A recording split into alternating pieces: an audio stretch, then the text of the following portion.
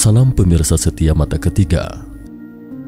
Selain virus, ada hantu lain yang berputar-putar di bumi saat ini, yakni krisis keuangan. Hantu ini mungkin diam-diam telah memeras kekayaan Anda dan merampas kebahagiaan Anda. Politisi dari semua negara ingin menyingkirkan hantu ini, tetapi ada sekelompok orang yang justru bersorak gembira di balik hantu itu. Krisis keuangan ini bagaikan mesin pencetak uang bagi mereka. Mereka menggunakan prinsip-prinsip keuangan untuk menghasilkan kekayaan besar dalam kehancuran pasar saham. Mereka diibaratkan burung nasar yang melayang-layang di atas kepala bangkai busuk. Hari ini mari kita bahas sejenak tentang bear atau short istilah saham untuk membantu Anda memahami beberapa prinsip menghasilkan uang dalam krisis keuangan dunia saat ini. Tahun 2010, kota Baoting, Provinsi Hebei, Tiongkok. Pada tahun 2010, seorang pria berusia 33 tahun mengajak rekannya ke sebuah pabrik di pedesaan Baoting, Provinsi Hebei, Tiongkok. Pria ini bernama Carson Black, bisa berbahasa Mandarin. Dia diutus oleh ayahnya pergi ke Tiongkok untuk mensurvei perusahaan bernama ONP, Orient Paper Inc. Sementara itu, ayahnya menjalankan WAB Capital, sebuah perusahaan pialang sekuritas di Amerika Serikat. Baru-baru ini sang ayah tertarik pada perusahaan Tiongkok ini yang terdaftar di Amerika Serikat, yaitu Orient Paper Inc. Data laporan keuangannya sangat bagus. Sang ayah bermaksud memasang taruhan untuk membelinya, tetapi dia belum memahami secara detail perusahaan ini. Kebetulan Carson Black, putranya yang berusia 33 tahun itu menganggur di rumah, jadi sang ayah mengutusnya untuk mensurvei perusahaan tersebut. Carson pun mengajak rekannya bertemu dengan CEO Orient Paper untuk melakukan survei sejenak terkait produksi dan operasi perusahaan tersebut. Seusai survei, dia langsung menelpon ayahnya dan mengingatkan sang ayah jangan membeli saham perusahaan penipu ini. "Pak, tolong dengarkan saya. Segera jual sekuritas sekarang juga, short selling atau jual kosong dan untung besar," kata Carson. Untuk diketahui, short selling atau jual kosong suatu istilah yang dipergunakan dalam dunia keuangan adalah suatu cara untuk memperoleh profit dari penurunan harga dari security seperti saham atau obligasi. Ayah Carson adalah sosok orang yang sangat hati-hati dalam bertindak. Dia tidak terlalu tertarik pada short selling seperti ini. Setelah menutup telepon, Carson memberitahu rekannya tentang rencananya untuk short selling. Seakan disuap oleh CEO Orient Paper, rekannya Carson justru memuji Orient Paper, tetapi Carson sangat yakin pada penilaiannya sendiri. Meskipun dia sendiri sudah dililit hutang pada saat itu, tapi dia tetap merogok koceknya sekitar $2.000 AS untuk short selling atau jual kosong Orient Paper. Akibatnya Carson mengalami kerugian $600 AS. Pada Maret 2010, Carson menjadi bahan tertawaan Orient Paper dan ayahnya, baik secara mental maupun finansial. Carson merasa dirinya seorang pria bodoh, tidak ada pencapaian apapun yang bisa dibanggakannya di usianya yang ke-33 tahun. Setelah menghadiri summer camp yang berhubungan dengan budaya timur, dia pernah memberitahu ayahnya dengan berapi-api, "Pak, Tiongkok akan menjadi pasar yang berkembang pesat di mana orang bodoh juga dapat menghasilkan banyak uang di masa depan. Jadi kelak dia akan pergi ke Tiongkok untuk meraup keuntungan." Carson kembali membayangkan semangatnya yang berapi-api ketika berusia 28 tahun saat dia menginjakan kakinya di Shanghai pada tahun 2005 lalu. Dengan gelar ganda di bidang keuangan dan hukum serta bahasa Mandarin bergaya buku teks, Carson dengan cepat menaklukkan seorang pengacara lokal yang cukup terkenal. Di firma hukum Jones Day setempat, menjadi elit karir, tetapi kemudian mimpi buruk Carson pun mulai menderanya. Sampai pada tahun 2006, Carson yang berusia 29 tahun kala itu yakin bahwa ia harus membangun sebuah perusahaan hebat sebelum usia 30 tahun. Jadi dia dengan tegas mengundurkan diri dan mendirikan perusahaan pergudangan bernama Lovebox di Shanghai. Pada tahun 2008, Carlson mengalami kerugian besar lagi. Setelah ulang tahunnya yang ke-30, ia kembali ke firma hukum sebelumnya dan berencana untuk memulai bisnis lagi, bekerja sama dengan firma hukum setempat, dan membuka program kursus hukum. Carlson bertanggung jawab untuk mengajar para siswa yang berencana studi di Amerika Serikat tentang beberapa kursus hukum, sedangkan perusahaan yang berpengalaman bertanggung jawab atas pendanaan sumber daya siswa di firma hukum itu tidak akan lagi bekerja sama dengannya, mengingat pengalaman sebelumnya. Selama masa itu, Carlson menulis perjalanan karirnya sendiri ke dalam sebuah buku, yakni Doing Business in China for Dummies. Sampai pada tahun 2010, Carlson yang berusia 33 tahun hanya bisa membantu ayahnya melakukan survei dan menjalankan tugas semacam itu. Carlson tak ubahnya seperti pecundang sejati, berinvestasi di pasar saham hanya dengan satu-satunya tabungannya yang tidak seberapa. Membayangkan hal ini, Carlson mengambil pena dan bersumpah untuk tidak menjadi pecundang. Dia mulai membenamkan dirinya dalam menulis laporan. Dia ingin menulis laporan terperinci tentang apa yang dia saksikan di Orient Paper Inc. dan mengirimkannya ke rekan-rekannya di Wall Street AS. Dia ingin membuktikan penilaiannya bahwa perusahaan itu penipu. Kemudian laporan investigasi setebal lebih dari 30 halaman tiba di Wall Street dan sebuah pertarungan besar pun ditabuh. Menghasilkan uang dengan short selling. Short selling adalah transaksi penjualan saham di mana investor tidak memiliki saham tersebut. Bagaimana menghasilkan uang dengan short selling sebuah perusahaan? Prinsipnya di sini kira-kira seperti ini. Untuk membeli dan menjual saham, Anda harus melalui perusahaan sekuritas. Selain membantu Anda membeli dan menjual saham, perusahaan sekuritas juga memiliki bisnis yang disebut pembiayaan margin dan pinjaman sekuritas. Setelah Anda memiliki reputasi yang baik, perusahaan sekuritas dapat meminjamkan uang atau saham.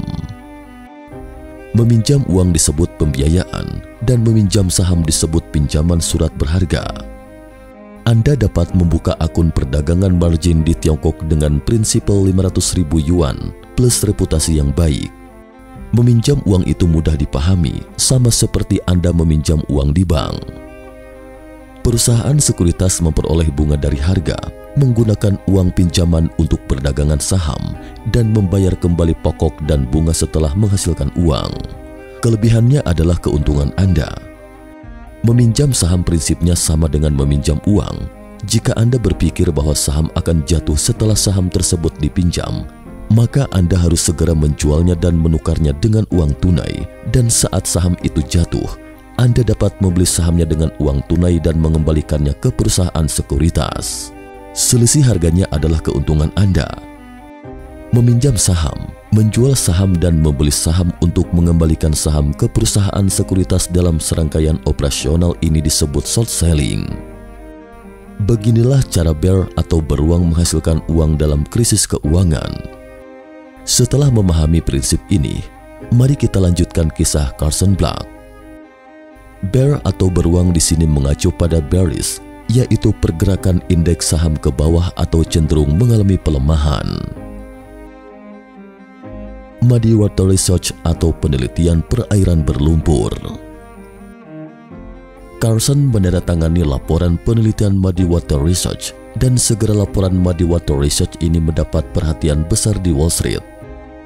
Saham Orient Paper turun 53% dalam waktu kurang dari 3 hari perdagangan. Kawanan bear atau beruang, penjual pendek atau short selling, dibaliknya menjual saham seharga 100 yuan. 3 hari kemudian, saham itu dibeli kembali seharga 47 yuan dan mengembalikannya ke perusahaan sekuritas dan menghasilkan banyak uang dalam sekejap. Carlson segera berubah dari seorang pecundang menjadi fokus utama di Wall Street. Kawanan bear atau beruang Wall Street silih berganti berkonsultasi dengan Carlson yang sangat memahami pasar Tiongkok dan bertanya kepadanya, perusahaan Tiongkok mana lagi yang akan di short selling. Tak lama kemudian, Muddy Waters, perusahaan yang didirikan oleh Carlson, menjadi bintang baru di industri ini. Carlson pernah mengatakan dalam sebuah wawancaranya bahwa dia memiliki pengalaman suram memulai bisnis di Tiongkok. Hal ini membuatnya mengerti bahwa berurusan dengan birokrat dan pelanggan Tiongkok seperti perjalanan ke air berlumpur, dan air berlumpur ini pernah membuatnya frustasi, tetapi kemudian membuatnya bersemangat. Dalam 10 tahun berikutnya, Muddy Waters pernah melakukan short selling pada sejumlah besar perusahaan Tiongkok. Menurut statistik, ada total 17 perusahaan Tiongkok, 11 diantaranya mencapai sukses besar, 5 mencapai keuntungan kecil, dan hanya 1 yang gagal, yakni perusahaan XDFCN. XDFCN bertahan dari tekanan setelah di short selling oleh Muddy Waters pada tahun 2012, kemudian stoknya saham naik 10 kali lipat. Waktu ditarik ke 1 Februari 2020, Muddy Waters merilis laporan setebal 89 halaman terkait short selling Luckin Coffee. Sampai pada tanggal 2 April, Luckin pun meletus sendiri. Harga sahamnya turun dari 50 yuan pada Januari menjadi kurang dari 5 yuan ketika itu.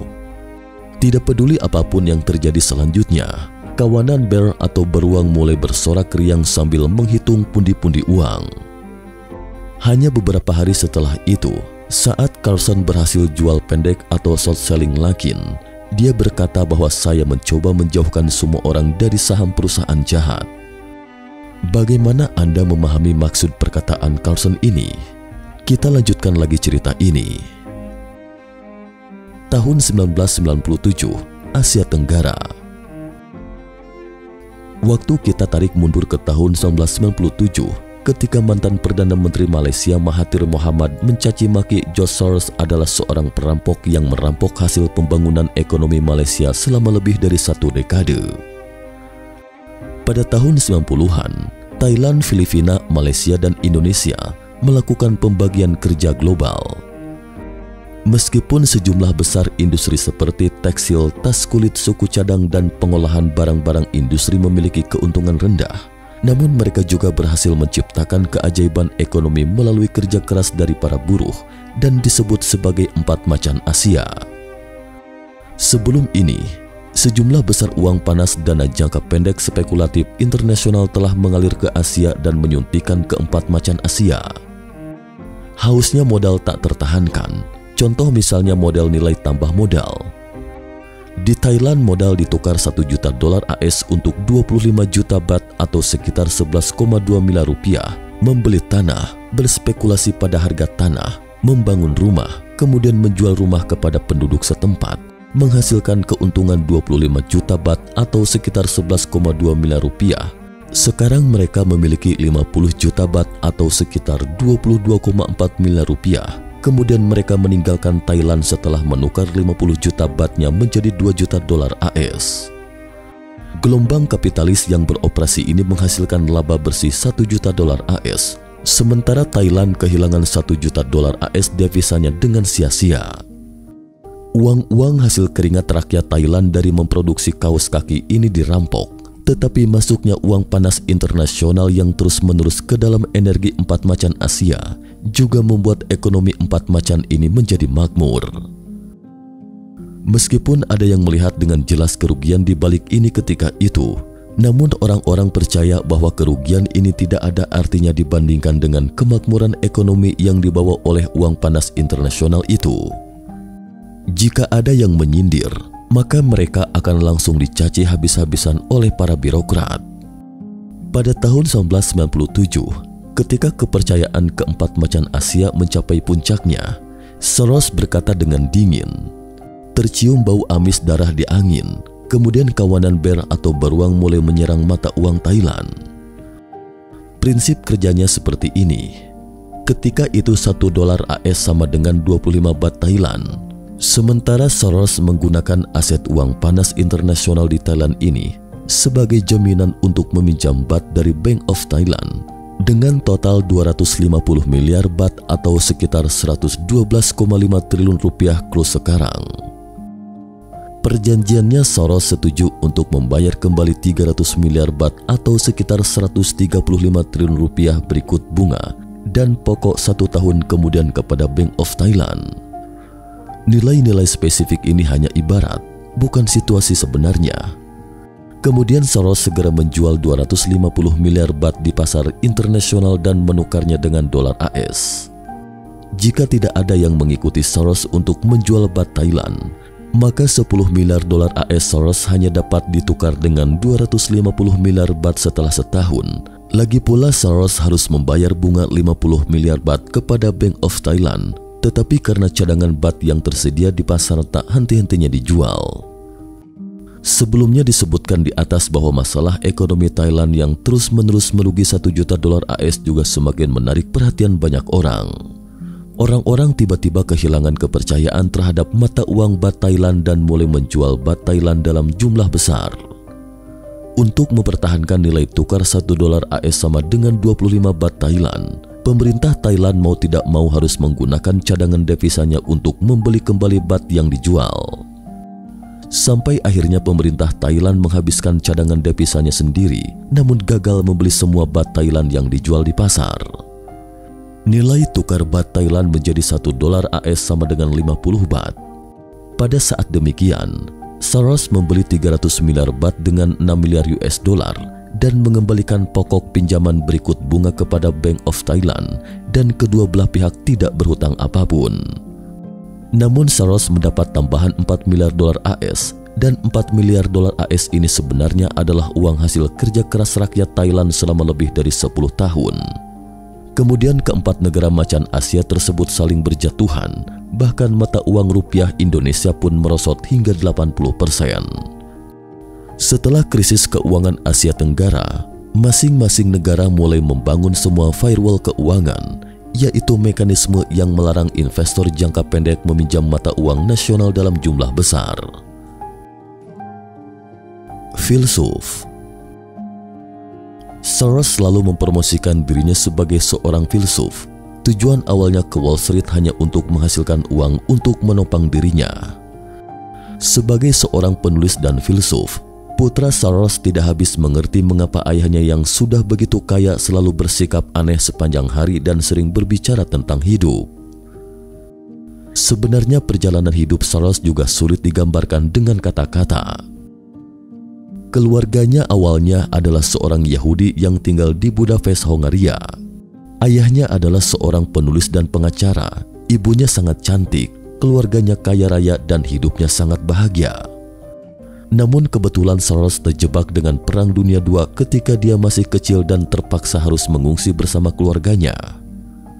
Dalam pengungsiannya, ibunya dihina oleh tentara Soviet, sedangkan ayahnya dibawa ke kamp kuli Siberia.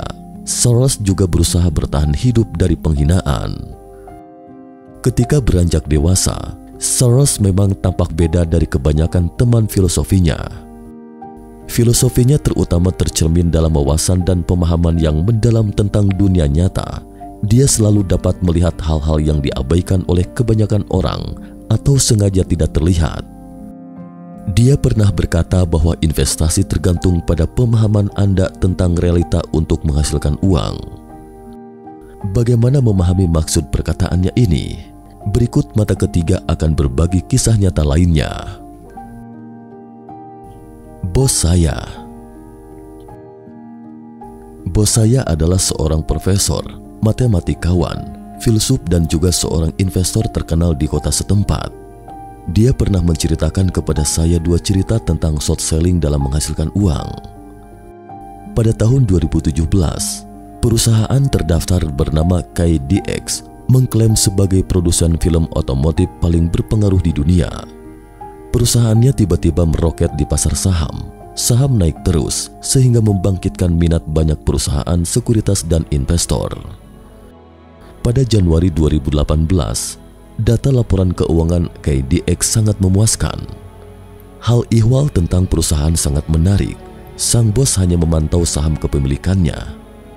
Sore itu bos pergi ke bengkel mobil dan mengatakan bahwa dia ingin memasang 1 set lapisan atau film pelindung KDX. Tidak ada lapisan atau film pelindung produksi KDX, kata pemilik bengkel. Kemudian bos pergi ke bengkel mobil berikutnya yang lebih besar. Lagi-lagi pemilik bengkel berkata bahwa dia belum pernah mendengar tentang lapisan atau film pelindung buatan KDX. Bos mulai merasa ada yang tidak beres. Lalu ia ke beberapa bengkel mobil di kota kecil itu, tetapi hasilnya sama saja. Hampir tidak ada bengkel mobil yang tahu produk baru dari KDX. Dalam perjalanan pulang, bos pun menarik kesimpulan bahwa itu adalah perusahaan penipu. Mereka mengklaim betapa hebatnya pangsa pasar mereka, tetapi tidak peduli seberapa buruknya KDX. Mustahil rasanya tidak ada seorang pun di kota kecil itu yang tahu merek buatan KDX. Setelah kembali ke rumah, bos menulis sehalaman catatan berjudul, "Mengapa saya harus short selling KDX?" Kemudian dia short selling KDX-nya dan mengirimkan artikel tersebut ke perusahaan sekuritas. Sebulan kemudian, KDX meletus. Pemegang saham utama mentransfer aset besar, harga saham runtuh, kemudian dihapus dari daftar perdagangan saham. Semua saham investor hilang.